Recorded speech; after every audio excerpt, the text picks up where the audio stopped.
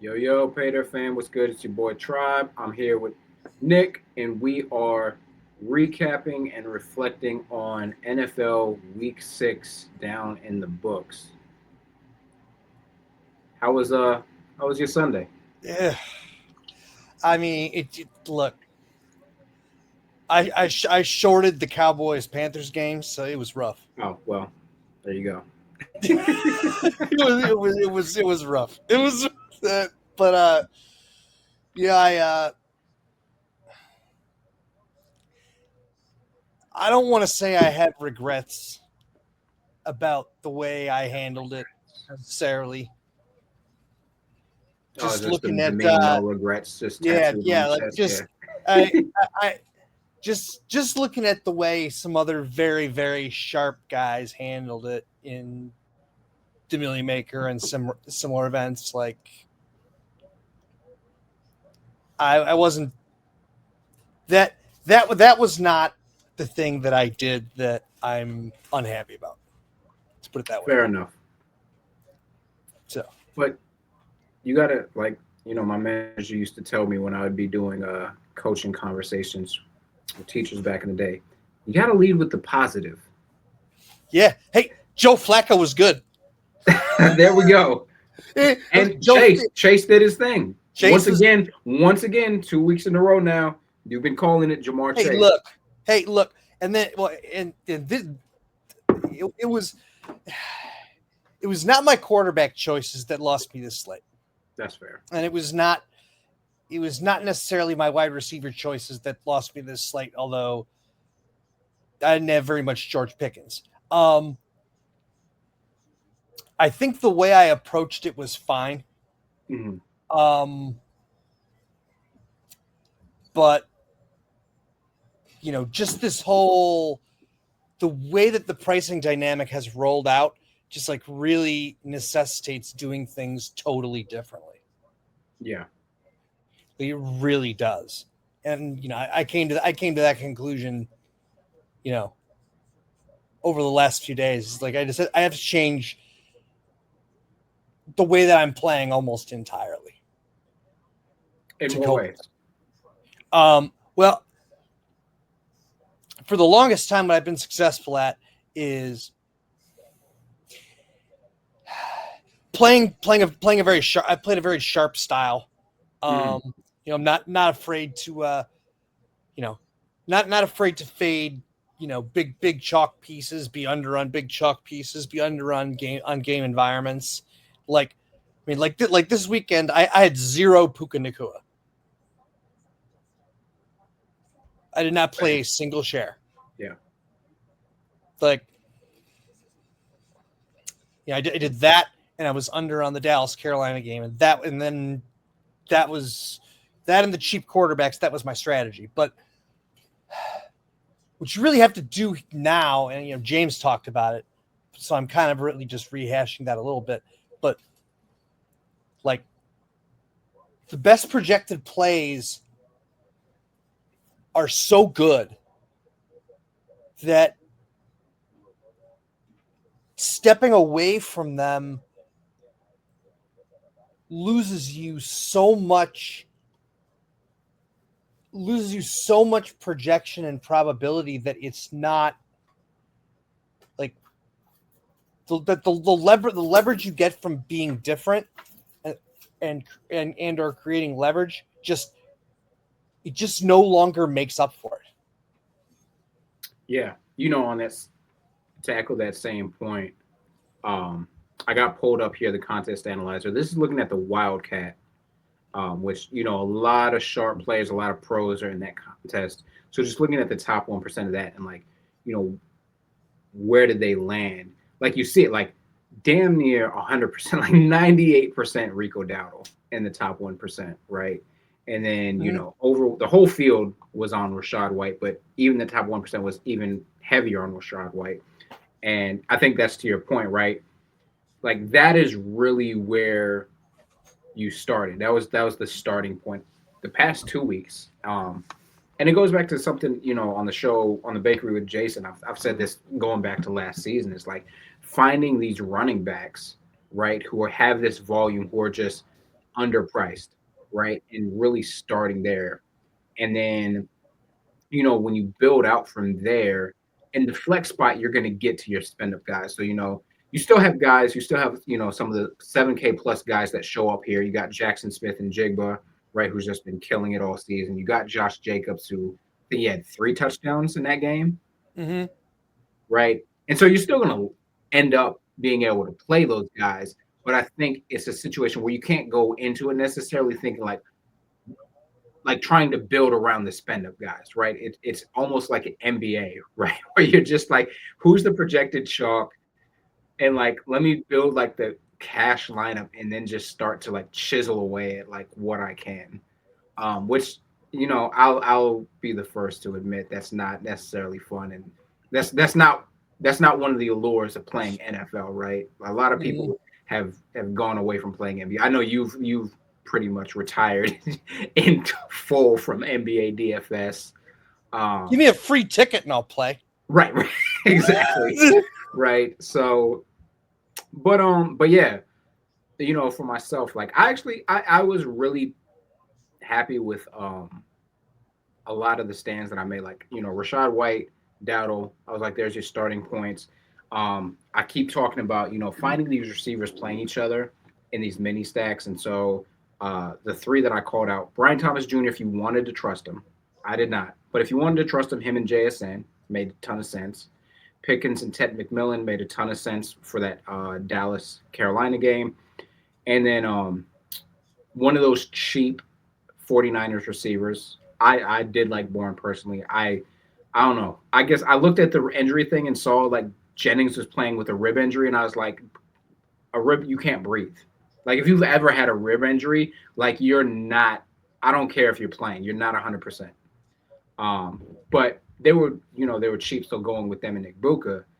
And that was where I made my stand. I played a lot of that combination, which ultimately was what ended up like hurting me because Igbuka pulled a hammy and was out for most of that game. And they said he's going to be out for some time. But like you said, I don't have any regrets. Like I don't regret that decision. I stand by that. Like we're not going to be out here trying to predict injuries and whatnot. Yeah. But I think just that general concept of like these receivers who are essentially like the number one options on their team, more or less, right? If you can get them in spots where they're playing each other, that's an easy way to correlate and get that the mini stacks going. And then you mentioned the cheap quarterbacks, right? Just once again, just continuing this trend of like you do not need to be spent. I mean, first of all, let's be clear. Like there haven't even been spend up quarterbacks. Like the most expensive quarterback on the slate was Baker Mayfield at 6,600. So like spend up quarterback is a relative term in the first place. But even with that, like you really don't need to get above 6K 6,200 at the quarterback position. Yeah, you really don't. At least that's what I did this last weekend. Is I went heavy on Flacco, Brissett, and Spencer Rattler. Oh, can we talk about Kyler Murray is in fact the problem? Yeah, I mean we might be there, but I mean it's one game. That's like true. It's one game, and Jacoby Brissett is a reasonable professional quarterback. Like he's not Clayton Tune or one of these other clowns. Clayton Tune want me some good. He want me some good college football money, man. Yeah, well, Clayton Tune. I watched that dude play. I think last year a couple times in the pros. It's just like this is just not gonna work. Just like this is. And but speaking of not gonna work, okay, I'm gonna backtrack for a minute. Okay, I'm done with any Panthers that are not Rico Dowdle or Chuba Hubbard. They're just dead to me. Yeah, you know what? I'm glad you said that because they're gone. If they change quarterbacks, we can talk about Ted McMillan again. See, exactly, because I want to warn people, don't go chasing Ted McMillan, right? He finished with 17 fantasy points, but that was because he scored 2 touchdowns. You take away those 2 touchdowns, he has like 5 fantasy points or something stupid. Yeah.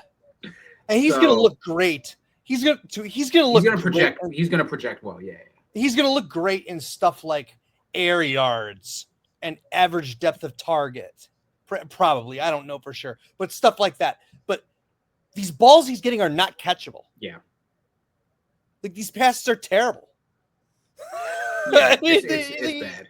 It's bad. Yeah, like so. I guess I don't claim to be an I know ball person or an expert in football stats or anything, but like I'm sure Ted McMillan is going to continue to project well, and I will take it with a grain of salt as long as Bryce Young is the quarterback. Something I might look at on the show on the bakery, and we have this on over at paydirtdfs.com. If you go into, I think it's in the range of outcomes, we have expected fantasy points versus like their median. So, incorporating some of that stuff like what you're talking about, you can see guys where their median projection is higher than their expected fantasy points. That's usually a good indicator that like some regression is coming. So be forewarned playing those guys. I'll be interested to see like what we have Ted McMillan at as far as like his expected fantasy points versus his median projections. Yeah, look, I play some garbage offenses. Okay, like I play some shitty off. I've played a ton of Spencer Rattler this year. Okay, I had no objection playing Spencer Rattler and Rashid Shaheed and Jawan Johnson, and I played a bunch of Joe Flacco, but like these guys, like there's a line for me, and Bryce Young and not all Browns are dead to me, but Dylan Gabriel is also over it. Yo, listen, man. The shenanigans and media circus aside, just put Shador in there, goddammit. Like, what are we doing? What are we doing? Like, at least sell some tickets and sell some jerseys. Yeah, I'm gonna be interested to see him play because I'm legitimately curious. I am. I am because if this really was a personality thing or an interview thing or something like that, then what did he fall at the 7th round? Fifth. Okay. Yeah. That still seems far. Yes. For that. So that's kind of why I'm just wondering, like, does this guy stink? Like, the whole team stinks. Like, no, but like Paydirt, he might stink. Like, he might just not be good. Like, that just seems like a far drop for. It does, but even if he does, like, this is like the Tommy Cutlets thing with the Giants, right? Mm-hmm. This guy stinks. He's not the long-term answer by any means, but for that short little run, he got the town buzzing. Yeah, he did. He got folks in. It's like Linsanity, right? Was Jeremy Lin a real thing? Absolutely not. But he got the city buzzing for a little bit. Like, when you stink, you at least got to do some capitalism, baby. Right? You got to do something. Maybe somebody should tell the Jets that. Now, you want to talk about a team that's dead to me. And we got Garrett Wilson. Like, oh, man. The Baker's going to be interesting because Breece Hall is like he's going to project like really well, but that team is awful. But anyways. Yeah, so I guess running back, yeah. I did the Rico Dowdle just I think I was at like 20% on him or something, mm-hmm. like, but he didn't simulate like that great. And like my whole thing was like, okay, I'm going to play JSN and not play Puka. So I can play Christian McCaffrey like everywhere. Yep. And he was like 15, 16, 17% owned, which is just completely stupid. Yep. Like, this is just idiotic. He's the entire offense. Right. Like, that. He's the entire offense, and I would still contend that he's just. He and Jonathan Taylor are priced similarly, but they should not be. They should. Yeah. I agree. They should not be. Christian McCaffrey should be 9,500 or 10,000.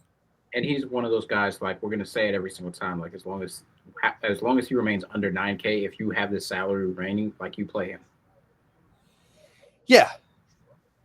Yeah, absolutely. You play him, and if he gets you 25, 27, fine. He's probably getting you that. Right. Like, so. I will say the one thing I whiffed on was the tight end spot. And I mean, tight end is kind of always like just hit or miss. Mm-hmm. Darren Waller, he got like the touchdown to like salvage the day at the end of the game there. But I don't know. I guess I'm looking back and thinking, like, should I have considered what's our boy from the Raiders who's filling in, Mayer? Should I have considered him more at 3,100? Like, I don't know.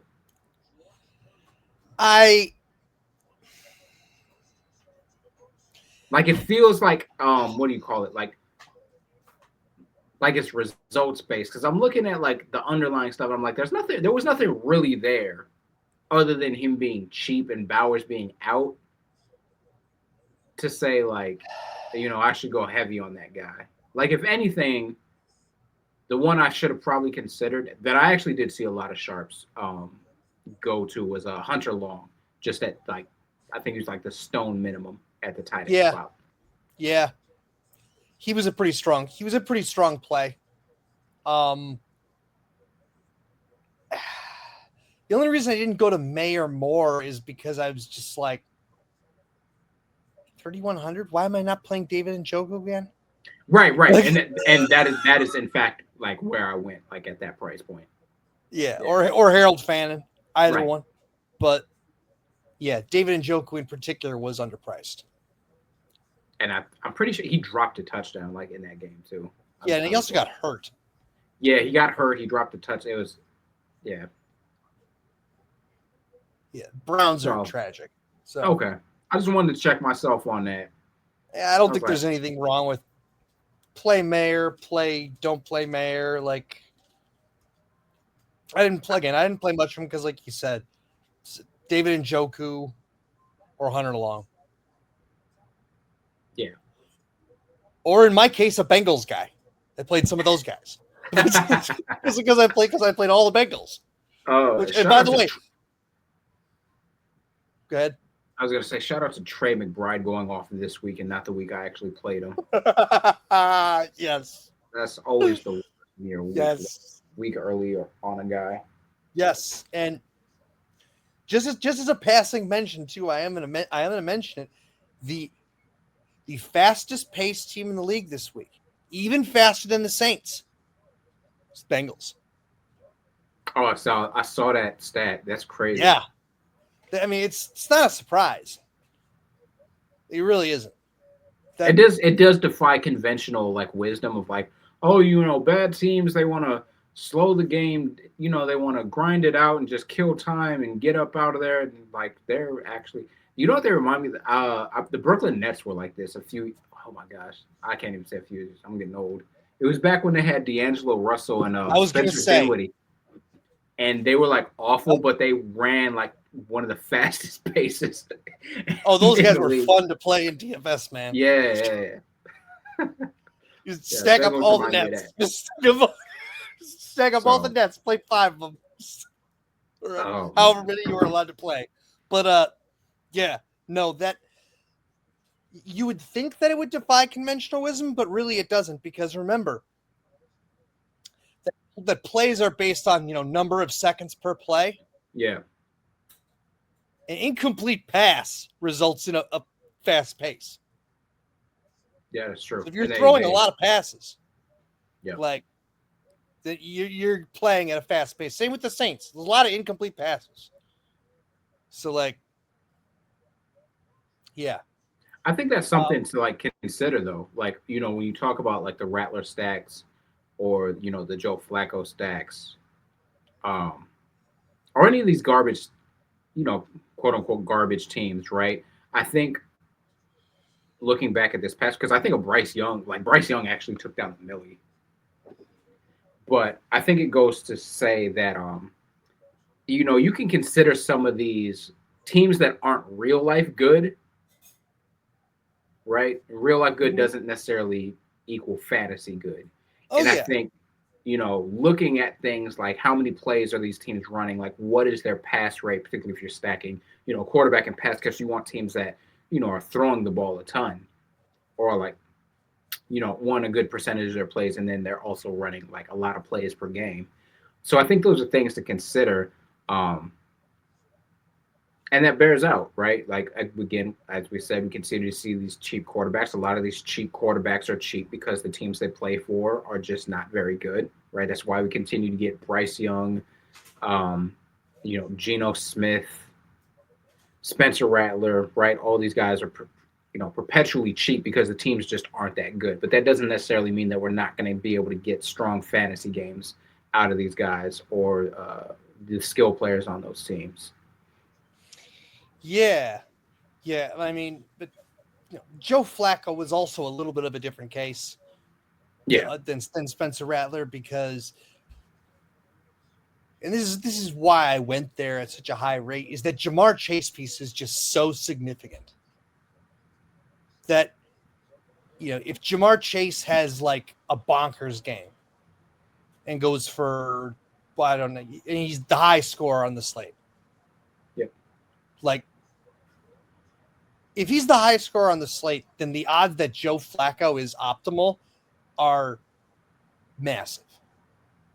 yeah. Like, Particularly at like especially price considered. yeah, obviously price considered. Like when if Joe Flacco is $4,000, if Jamar Chase is the high scorer on the slate in say like the high 30s or something, Yep. like you know, and that was the whole impetus behind the play, is that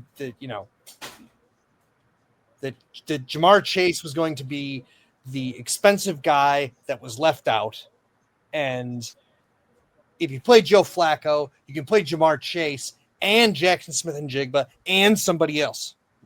Yep. For sure. And So just to really cement this point, going back to the contest analyzer, going over to the stacks used, right? Which stacks showed up the most in the top 1%? You got Seattle stacks here. No surprise with JSN's game, but again, Sam Darnold under 6K, Jacksonville stacks, right? Trevor Lawrence under 6K, Bryce Young, I don't even remember what the hell his price was. I think he was under 5K. he's 4,800 or Yeah. something. Although Right. although he's still got significantly outscored by Jacoby Brissett. Yeah, right. Well, even down here, right at the bottom, right here in this one, Arizona stacks. So there's your Jacoby Brissett, right? The last one that's worth mentioning down here, before it all flattens out around 2%, right? Indianapolis with Daniel Jones, I think he was 6K flat. Drake May here, he was like 59. And then you got Dallas and the Chargers. I think Herbert and Dak were both, I think maybe 62 and 63 respectively. So, again, like just no real reason you should not be spending up at the QB position. You really don't need to be spending up all that much on your stack, to be honest. Like if you think about the combination of pricing between like the quarterbacks and the receivers you would likely pair them with, right? You weren't even allocating that much salary to some of these number one guys. And just going back to the players used, right? If we look at some of the receivers that pop off here, JSN, Lad McConkey, George Pickens, and then down to Brian Thomas Jr. and Ted McMillan. Like none of these guys were all that expensive. Of the most expensive being JSN at 7,600, right? But the other thing I'll call out here, like looking through this, that I keep seeing people when I'm looking through screenshots and I see people in Discord, and this is not to call anybody out, but this is really just this is out of love because I want everybody to win. I want all of us to make money. Stop playing number two receivers as one-offs. Don't do it. Please stop doing it. On a short slate, go nuts. Fine. Like a 3-gamer, do what you will. Right? But on the main slates, there is absolutely no reason to be playing like a Cooper Cup one-off, or nobody was playing Cooper Cup one-offs. But you think about the line. Like, do not play Jameson Williams as a one-off. You want to play him in a stack? Keenan Allen. Sure. Keenan Allen. Keenan Allen is a perfect example of somebody you don't want to play as a one-off. Play him with the stack. Like, don't play these guys as one-offs. Not to mention the fact that Keenan Allen didn't even get 60% of the snaps this last week. That is actually concerning. Because you know why? Because my boy Aronde Gadsden is getting the work. Yo, my man was a beast in college. Oh, were you playing college football with us last season? No. Okay. But I know a little bit about college football. Yeah, he was a monster. Yeah.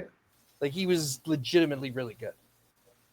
So, also, that's another thing to keep an eye on because Quentin Johnston is still questionable. He might not play again. The running back situation for them was, shout out to them saying Hassan Haskins was going to get the majority of carries, and then gets he get out-touched by Vidal 20 to 6 or something stupid. Harbaugh's a liar. Yeah. Everybody knows that. Right. Everybody, he had no knowledge of anything that was going on at Michigan. No, that's why he left right before everything came down. Right. There's your conspiracy theory. That. Man. It's. Yeah. No. I definitely agree with that. I mean, I guess there are some of those guys I'm fine playing as a one-off if you want to. Like, you want to play, I don't know, you want to play some fly route artist like Rashid Shaheed or something.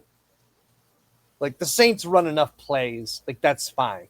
Yes. There aren't that many guys in the offense, but Jameson Williams, you don't play him as a one-off. The Lions have too many guys.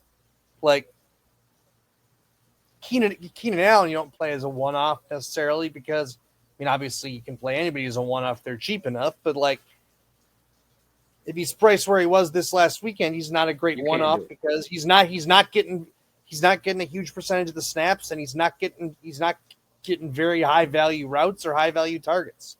Right. My general rule of thumb with some of those guys is they need to be priced like a tight end. Yeah. If they're in that 47, 46 range, yeah, I'll consider it. Right? Because at that point, you're treating it like you would treat a tight end. Can this guy get me 5 for 5 and a touchdown? Yeah. All right. But, 5,600, 5,700, God forbid they're 6K. It's just the floor is just so low on these guys. And I said it, I liked some of those guys this last week. I liked Rashid Shaheed and Trey Tucker, and some of these guys that get 5 to 7 targets, but mostly run high value routes. Yeah. I was fine with those dudes. Yeah, I also think they're cheap enough where it makes sense, right? For sure. But a mistake I did make this week I didn't like. Something I did this week that I didn't like, that I really didn't need to do, but I wanted to do in certain stacks, is I definitely played not a ton of them, but I played some off the board guys. I played a few Cam Ward stacks. Boy, that's a bad situation. I played a few Cam Ward stacks because you do Ward and Ridley and DK. It's so cheap, but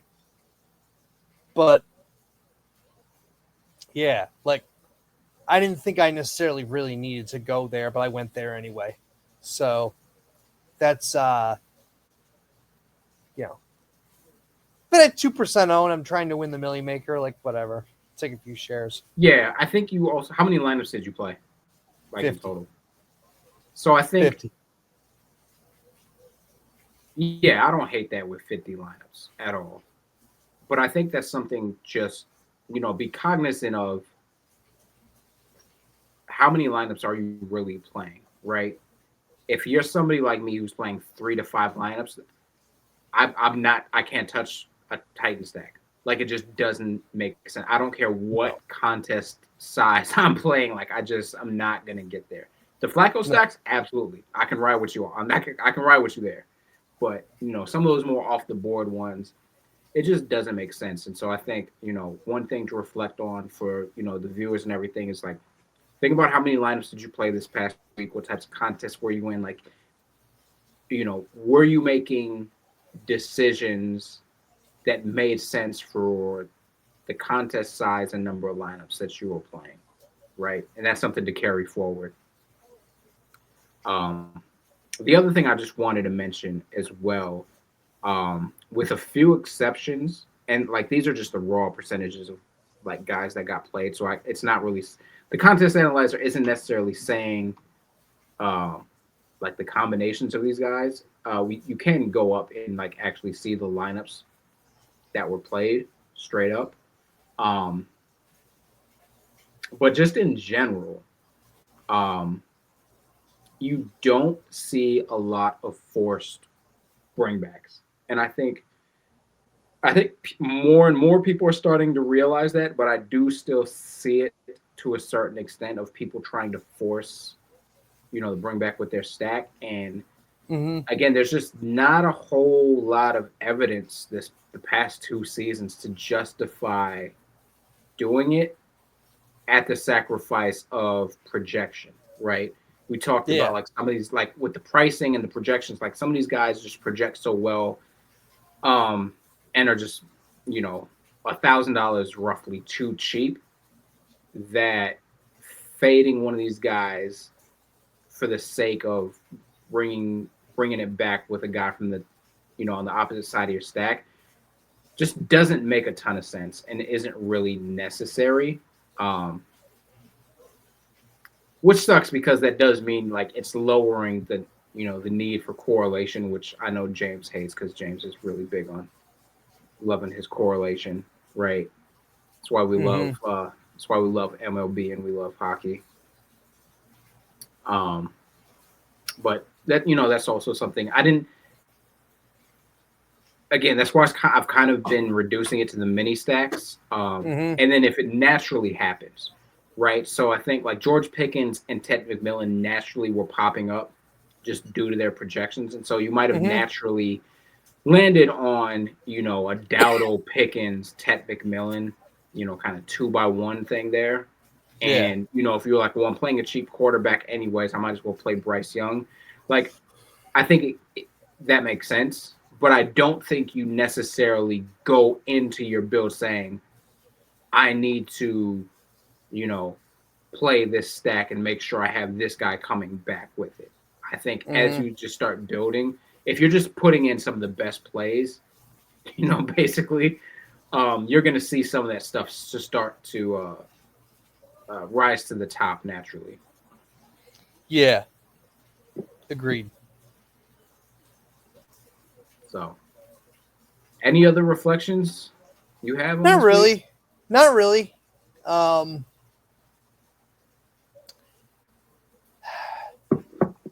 the only thing, not really. I mean, I guess the only other thing is just to, you know, tie a bow on it is the biggest thing is just like with the pricing the way it is, just you just really got to stay pretty close to chalk, like Yeah. these days, and you just do, and it's the pricing definitely takes some of the fun and some of the strategy out of the game, which it's kind of been trending that way anyway, but Hmm. um, you know we play the hand that we're dealt. So yeah, looking forward to getting into another slate. Yeah, week 7. It's crazy. We're already 7 weeks in, but looking forward to that. Okay, Mike Francesa. Right. Jeez, goes so fast, dog. But yo, we'll be back. Myself and Jason will be back for the bakery. Make sure you are checking out the NHL articles that Nick has been with putting me. out. The gold standard. They have been absolutely incredible. I'm really excited Thank about you. the hockey Yeah. season. So yeah. Other than that, make sure you hit like, subscribe, check out paydirtdfs.com. Best value in the DFS industry for content by far. So this is Come Tribe. check us out. Peace.